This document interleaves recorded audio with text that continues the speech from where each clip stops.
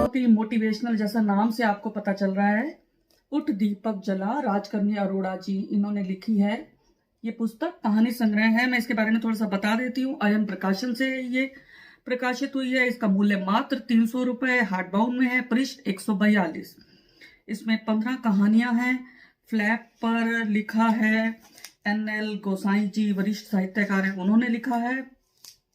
सबसे पहले मैं राजकर्णी जी के बारे में थोड़ा सा बता देती हूँ। राजकर्णी जी MA M.Ed कर चुकी हैं। हिंदी, संस्कृत और इतिहास में फरीदाबाद निवासी हैं। शिक्षा विभाग से सेवानिवृत्त है और आर्य समाज में ये सेवा कार्य कर रही हैं। इन्होंने कविता, आलेख, लघु कथा खूब लिखे हैं इन्होंने, और 65 कार्यक्रम इन्होंने प्रसारित किए हैं आकाशवाणी रोहतक से। इनकी 3 पुस्तकें पहले प्रकाशित हो चुकी हैं। वैचारिक की निबंध संग्रह है, कविता संग्रह है, एक कहानी संग्रह पहले ही प्रकाशित हो चुका है, यह दूसरा कहानी संग्रह है। और प्रकाशित इसके अलावा यह है कार्यक्रमों में सहभागिता इनकी रहती है। अनेक साहित्यिक संस्थाएं जो आयोजित करती हैं कार्यक्रम।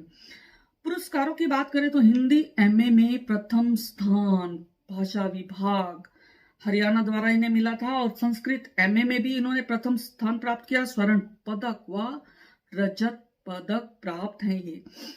इन्हें वेद और निरुक्त के पेपर में विशिष्ट पुरस्कार प्राप्त हुआ है। इसके अलावा ये DAV और आर्य प्रादेशिक प्रतिनिधि उपसभा के तत्वावधान में आयोजित प्रांतीय सम्मेलनों में इनकी शिरकत रहती है और ये सम्मानित हो चुकी हैं।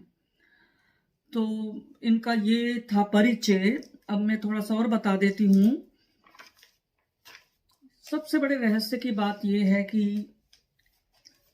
इन्होंने अपने स्वकथे में जो लिखा है कि 80 के दशक यानी 8वें दशक में, यानी 80 के बाद जो उम्र 80 प्लस में, 80 प्लस में इन्होंने कंप्यूटर पर हिंदी टाइपिंग सीखा और ये सारी कहानियों का जो प्रूफ बनाया इन्होंने खुद टाइप किया।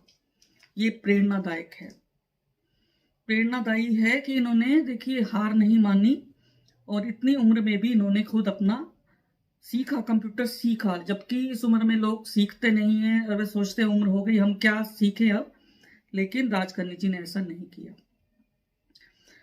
और इसमें उनके पुत्र ने इनका साथ दिया।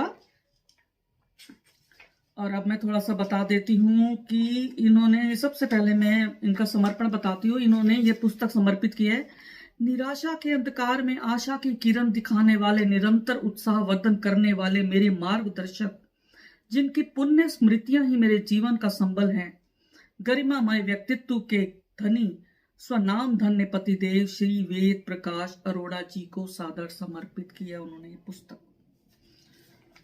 और अब मैं बात करूंगी इन कहानियों के बारे में। मैंने ये कहानियां पढ़ी, मुझे सभी कहानियां प्रेरणादायक लगी। मैंने कहा जैसा कि आपको नाम से ही पता चल रहा है, उठ दीपक जला।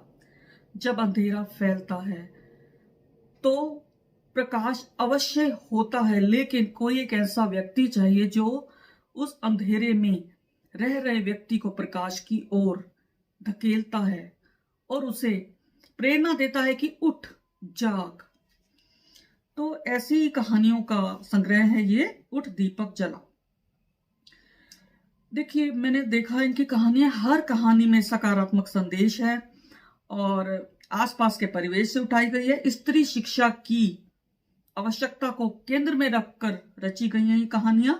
कुछ संस्मरणात्मक हैं, कुछ आत्मकथात्मक हैं, कुछ विदेश यात्रा पर आधारित है। यथार्थ और कल्पना का सम्मिश्रण है ये। लेकिन मुझे कहीं ना कहीं कुछ कमी लगी। थोड़ा सा मैं बताऊंगी कि कुछ कहानियां मुझे ऐसा लगा कि उनमें किस्सा गोई कम है।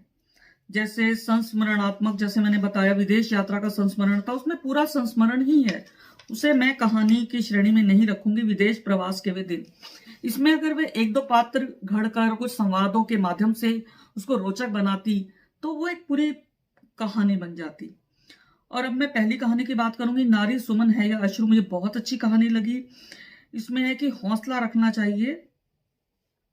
इसमें इस कहानी में मुझे सबसे अच्छा लगा कि हम नारी को अश्रु मानते हैं, कमजोर मानते हैं, जबकि ऐसा बिल्कुल नहीं है। एक मेल ईगो की कहानी, घरेलू हिंसा की कहानी है और यथार्थ है, भोगी हुई लग रही है ये कहानी।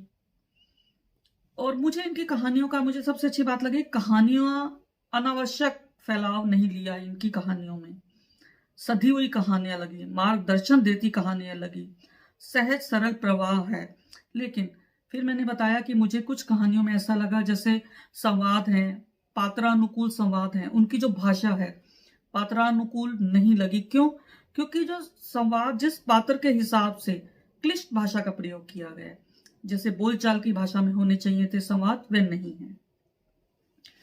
एक कहानी का मैं और जिक्र करना चाहूंगी, कोख और गोद कहानी है। इसमें यह बताया गया है कि जो गोद है वो कोख से भी बड़ी है। तो कभी कभी जो गोद लिए जो बच्चे होते हैं वे कोख चाहे बच्चों से भी बढ़कर अपने माता पिता के लिए मददगार साबित होते हैं। इसी तरह दे गई ज्योति बुझती बाती, मुझे लगता है कि ये उपन्यास रचा जाना चाहिए। मैं गुजारिश करूंगी राजकर्णी जी से कि हो सके तो इसे उपन्यास की शक्ल में। देह से नेह तक नारी विमर्श की कहानी है, लेकिन इसमें वही वाली बात है कि कहानी की आंच मुझे कम लगी, इसमें संदेश ज्यादा लगा, बहुत सारा। बड़ी दीदी मुझे शब्द चित्र लगा। और माटी की ओर अच्छी कहानी है, घर वापसी की कहानी है। मंजिल मेरी स्वप्न तुम्हारे, एसिड अटैक सर्वाइवर की प्रेम कथा है, बहुत अच्छी कहानी है ये। और हीरे की अंगूठी अच्छी तरह बुनी गई कहानी, बढ़िया है।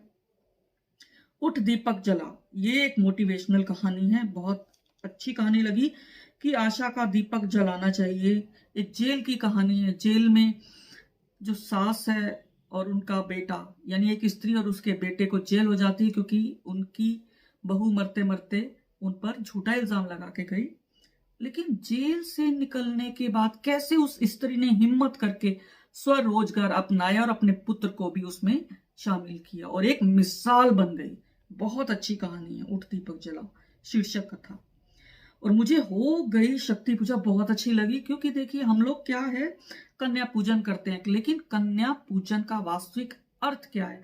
हमारे 30 त्योहारों का असली मतलब क्या है? क्या सिर्फ बातें करना, व्रत त्योहार, क्या यही है? ऐसा नहीं है। तो मुझे बड़ी अच्छी लगी कि हमें मदद करनी चाहिए, किसी बच्ची को पढ़ा देना चाहिए। मैंने बताया ना कि ये शिक्षा जगत से जुड़ी हैं राजकर्णी जी, तो इनकी बहुत सारी कहानियां शिक्षा जगत से जुड़ी हुई कहानियां लगी। सकारात्मक सोच की कहानियां नारी को आगे बढ़ने को प्रेरित करती हैं, ये कहानियां उत्साह जगाती हैं और शिक्षा के प्रति उन्हें जागरूक करती हैं। तो मैंने बहुत कुछ बता दिया इनके बारे में, इनके कहानियों के बारे में। तो मैं एक बार फिर से, मैंने जैसा बताया कि राजकर्णी जी एक मिसाल हैं, और इनकी एक विशेषता मैं और बता देती हूँ कि ये इनकी जो स्मरण शक्ति गजब की है, गजब की। इस उम्र में भी इन्हें सब याद रहता है कि किस पृष्ठ पर कौन सा शब्द लिखा हुआ है। तो ये इनकी एक बहुत बड़ी विशेषता है। और दूसरी, धारा प्रवाह, ये जब भाषण देती हैं आर्य समाज के मंचों पर, तो धारा प्रवाह बोलती हैं कि लोग सम्मोहित होकर इन्हें घंटों सुन सकते हैं। इनके पास ये ज्ञान का भंडार है। तो ऐसी विदुषी राजकर्णी जी से मैं आशीर्वाद चाहूंगी। और धन्यवाद दोस्तों, इस पुस्तक को आप पढ़ें और मोटिवेट हों। जो महिलाएं हैं, लड़कियां हैं, इसे अवश्य पढ़ें। तो फिर मिलेंगे अगली कड़ी के साथ, तब तक के लिए मुझे विदा दीजिए। धन्यवाद।